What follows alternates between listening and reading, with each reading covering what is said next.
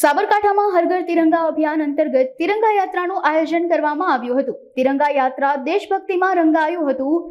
આ તિરંગા યાત્રા હિંમતનગરના રિવરફ્રન્ટ ખાતેથી ઉમિયા માતાજીના મંદિર ખાતે પૂર્ણ થઈ હતી। તિરંગા યાત્રામાં જિલ્લા કલેક્ટર, રેવન્યુ કર્મીઓ, જિલ્લા પોલીસ વડા સહિત પોલીસ કર્મીઓ, જિલ્લા સાંસદ, સ્થાનિક ધારાસભ્ય સહિત જિલ્લાના ભાજપના કાર્યકરો પણ જોડાયા હતા।